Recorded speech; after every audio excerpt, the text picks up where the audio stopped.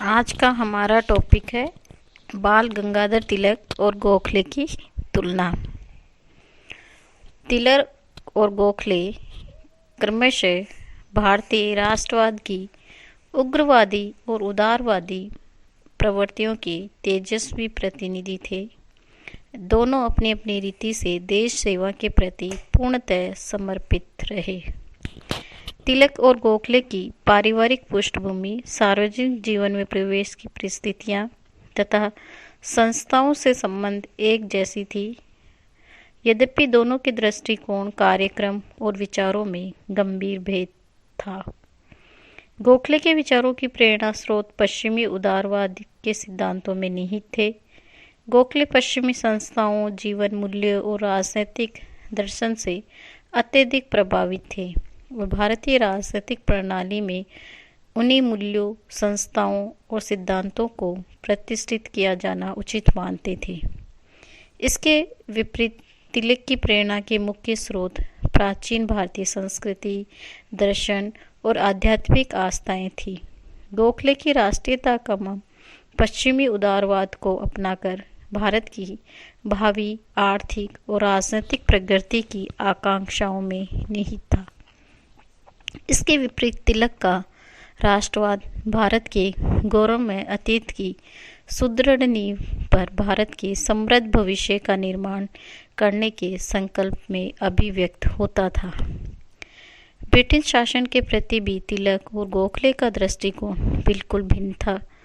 Gokhale British शासन को एक दिव्य वरदान मानकर ये अनुभव करते थे कि भारत ब्रिटिश संपर्क से अत्यधिक लाभान्वित हुआ तथा ब्रिटिश संपर्क से ही उसकी भावी प्रगति का मार्ग प्रशस्त हो सकता है।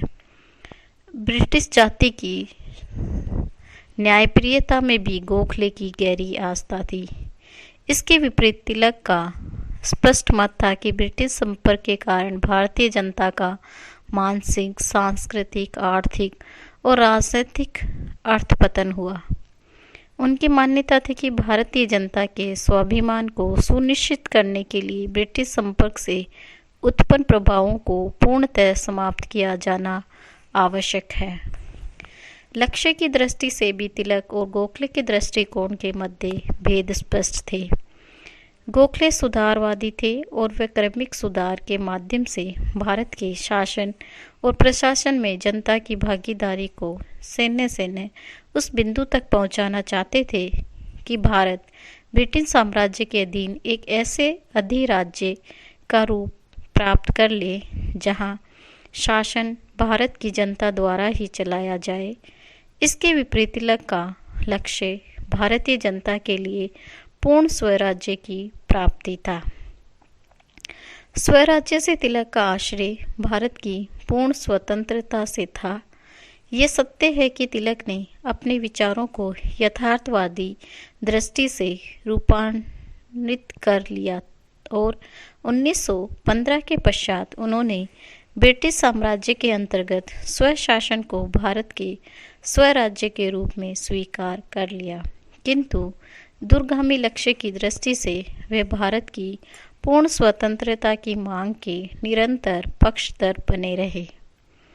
तिलक और गोखले के मध्य सर्वाधिक उग्र मतभेद साधनों के प्रश्न पर थे। संवैधानिक साधनों के प्रति गोखले के आग्रह से तिलक की गंभीर असहमति थी।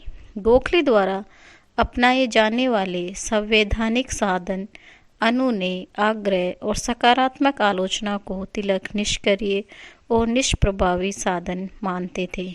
यद्यपि तिलक ने हिंसक साधनों का समर्थन नहीं किया, किंतु वह राजनीतिक आंदोलन के लिए सक्रिय और प्रभावशाली साधनों को अपनाए जाने के पक्ष में थे।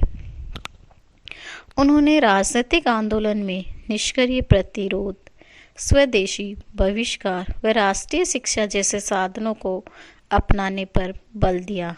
गोखले अपने उदारवादी साधनों से शासक के सद्विवेक को जागृत करना चाहते थे तथा उनके माध्यम से सुधारों को अर्जित करना चाहते थे। दूसरी ओर तिलक शासन की जन विरोधी नीतियों का प्रतिरोध करने की जनता की शक्ति और सामर्थ्य को बढ़ाना चाहते थे तथा जागृत जनशक्ति के माध्यम से शासकों को जनता के प्रति समर्पित होने के लिए बाध्य करना चाहते थे। यद्यपि तिलक और गोखले के दृष्टिकोण, साधनों और लक्ष्यों के स्वरूप में गंभीर भेद थे, दोनों की देशभक्ति, देश सेवा के लिए कष्ट सहने की तत्परता और राष्ट्र हित को अन्य किसी भी बात की तुलना में सर्वोच्च मानने की प्रवृत्ति संदेह से परे थी। दोनों के मध्य तीव्र मतभेद थे, फिर भी दोनों के मन में एक दूसरे के प्रति गहरे व्यक्तिगत सम्मान का भाव था। तिलक और गांधी एक साथ भारत के राजनीतिक परिदृश्य पर अधिक समय तक सक्रिय नहीं रहे। यद्यपि दोनों के दृष्टिकोण की तुलना इस प्रकार है। तिलक और गांधी के विचारों में अनेक समानताएं थी। तिलक ने स्वदेशी, बहिष्कार और निष्क्रिय प्रतिशोध के जिन सिद्धांतों का सूत्रपात किया, गांधी ने उन्हीं साधनों को अपने सत्याग्रह का आधार बनाया। अपने सार्वजनिक जीवन के प्रारंभिक दिनों में गांधी भी गोखले की भांति ब्रिटिश लोगों की उदारता और न्यायप्रियता में विश्वास करते थे। इसके बाद में उन्होंने अपने विचारों का रूपांतरण कर लिया और वह सहयोगी से असहयोगी हो गए। तिलक की भांति गांधी भी भारत के स्वराज्य की प्राप्ति के लिए ब्रिटिश लोगों की न्यायवृत्ति पर पूर्णतः निर्भर रहने की अपेक्षा उसके लिए भारतीय जनता को जागरूक, संगठित और प्रशिक्षित करने पर बल देते थे। तिलक की भांति गांधी भी लक्ष्यों की प्राप्ति के लिए जनता की निर्णायक शक्ति में आस्था रखते थे। निष्क्रिय प्रतिशोध के विषय में तिलक के विचार गांधी जी के सत्याग्रह की धारणा से पर्याप्त समानता रखते थे। गांधी जी और तिलक के दृष्टिकोणों में समानता होते हुए भी दोनों के चिंतन और दृष्टिकोण में जो भेद हैं वे मूलभूत और गुणात्मक थे। तिलक के लिए राजनीतिक प्रश्नों में आध्यात्मिक और नैतिक निर्णय करना नहीं थे। राजनीतिक और सार्वजनिक जीवन में नैतिकता और आध्यात्मिकता का आग्रह गांधी जी की मूल प्रेरणा थी। साधनों की दृष्टि से तिलक का बल साधनों की पवित्रता पर नहीं अपितु प्रभावशीलता पर था। इसके विपरीत गांधी का ये स्पष्ट आग्रह था कि पवित्र साधन ही की प्राप्ति पवित्र साधनों से की जा सकती है। गांधी जी की दृढ़ आस्था थी कि साधनों की पवित्रता ही उसकी सार्थकता और प्रभावशीलता को सुनिश्चित करती थी। अहिंसा के प्रति भी तिलक और गांधी के दृष्टिकोणों में भेद स्पष्ट थे। तिलक ने राजनीतिक आंदोलन में हिंसक साधनों का समर्थन नहीं किया, किंतु हिंसक साधनों का उनके द्वारा किया गया विरोध हिंसक साधनों की व्यवहारिकता के प्रति संदेह का परिणाम था, अहिंसा के प्रति आस्था का नहीं। तिलक हिंसा से तो संकोच करते थे, किंतु वे अहिंसा के पुजारी नहीं थे। इसके विपरीत गांधी अहिंसा को एक व्यवहारिक नीति मात्र नहीं अपितु एक सक्रिय आध्यात्मिक शक्ति मानते थे। गांधी की दृढ़ धारणा थी कि अहिंसा किसी भी हिंसक साधन की तुलना में अधिक प्रभावी, विश्वसनीय और तेजस्वी साधन है। राष्ट्रीयता के प्रति भी तिलक और गांधी के दृष्टिकोणों में मूलभूत भिन्नताएं थी। तिलक का राष्ट्रवाद भारतीय संस्कृति के प्राचीन गौरव पर आधारित था। गांधी मूलतः मानवतावादी थे। उनका राष्ट्रवाद उनकी इस सहज आस्था का परिणाम था कि मानव मात्र की सेवा के प्रति समर्पित व्यक्ति देश सेवा के माध्यम से ही मानवता की सेवा के मार्ग पर आगे बढ़ सकता है। स्पष्ट है कि गांधी का राष्ट्रवाद उदार सार्वभौमिकता का ही एक पक्ष था। तिलक के राष्ट्रवाद में राष्ट्र के प्राचीन गौरव का अभिमान और राष्ट्र के स्वर्णिम भविष्य की आकांक्षा अभिव्यक्त होती थी। गांधी के राष्ट्रवाद में मानव मात्र की गरिमा में विश्वास तथा देश सेवा के प्रति व्यक्ति के समर्पण का भाव अंतर्निहित था, ताकि देश सेवा के इस मूल तंत्र को मानव मात्र के कल्याण के लिए विश्वसनीय आधार बनाया जा सके।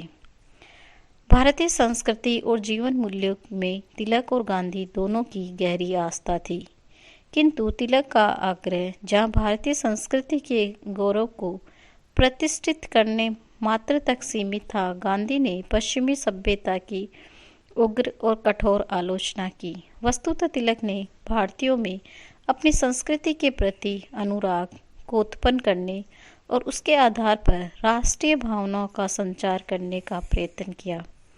दूसरी ओर गांधी ने लोगों को पश्चिमी सभ्यता के नैतिक दुष्परिणामों के प्रति सचेत किया और भारतीय आध्यात्मवाद को आधार बनाकर लोगों को सीधी सादी और सरल जीवन पद्धति अपनाने के लिए प्रेरित किया। तिलक ने यह स्वीकार किया कि ऐसे कानूनों को स्वीकार करना जनता के लिए आवश्यक नहीं था जो उनके स्वाभिमान से असंगत हो। गांधी ने इस विचार को एक नैतिक स्तर प्रदान किया और ये स्पष्टता से प्रतिपादित किया कि ऐसे कानूनों को जिससे व्यक्तियों की अंतरात्मा अस्वीकार करती हो, अस्वीकार कर देना व्यक्ति का नैतिक दायित्व है। तिलक और गांधी के दृष्टिकोणों की समानता को स्पष्ट करते हुए टी.एल. शे ने लिखा है कि तिलक और गांधी दोनों का ही राजनीतिक दर्शन जीवन के दर्शन पर आधारित था। आत्मनिर्भरता, साहस और आत्मवृत्ति ने दोनों को ही प्रेरित किया और ये दोनों के राजनीतिक संदेश का प्रमुख तत्व थी। दोनों ने ही जनता की शक्ति, बौद्धिक सामर्थ्य और संघर्ष की तत्परता पर विश्वास किया। दोनों ने ही ऐसे रूढ़िवादी परंपरा, संस्थाओं और मान्यताओं को नकारा जो व्यक्ति में पृथकता का भाव उत्पन्न करती थी, तथा दोनों ने ही जनता की अनिवार्य एकता का संदेश दिया। दोनों ने ही ये घोषणा की कि जन कल्याण और आत्मनिर्भरता की भावना से उत्पन्न साहस और संगठित जन आंदोलन के द्वारा स्वराज्य की प्राप्ति की जा सकती है। आज के लिए इतना ही। धन्यवाद।